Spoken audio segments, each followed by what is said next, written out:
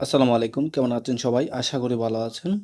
এই ভিডিওতে আমরা এমন কতগুলো বাংলা বাক্যের ইংরেজি করা শিখব, যেগুলো আমরা প্রতিনিয়তই বলে থাকি।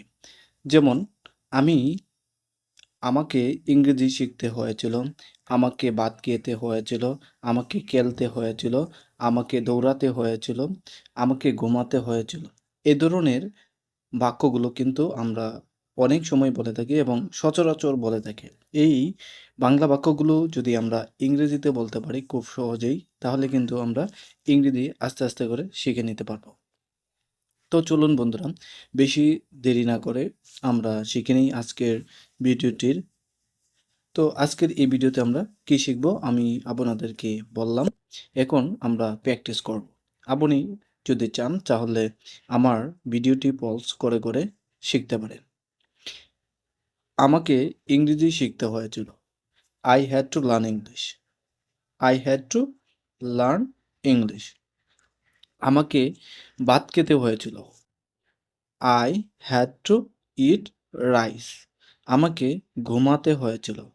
I had to sleep. আমাকে দৌড়াতে হয়েছিল। I had to run. আমাকে লিখতে হয়েছিল। I had to write. আমাকে পরিষ্কার করতে হয়েছিল। I had to clean.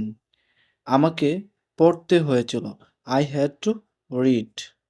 আমাকে আ আমাকে দিয়ে অনেক কিছুই আমরা করতে পারি বা করতে হয়েছিল, এরকম আমরা অনেক সেন্টেন্স তৈরি করতে পারি।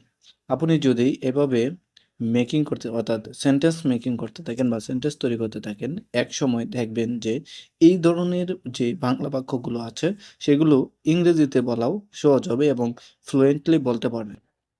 আর ফ্লুয়েন্টলি আনার জন্য আনার জন্য আপনাকে অবশ্যই প্রতিনিয়ত ওই বাক্যগুলো চর্চা করতে হবে এবং বলতে হবে।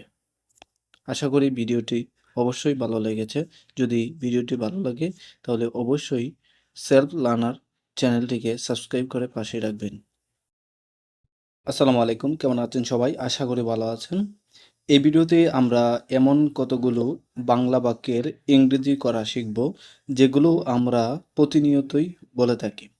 যেমন আমি আমাকে ইংরেজি শিখতে হয়েছিল, আমাকে ভাত খেতে হয়েছিল, আমাকে খেলতে হয়েছিল, আমাকে দৌড়াতে হয়েছিল, আমাকে ঘুমাতে হয়েছিল।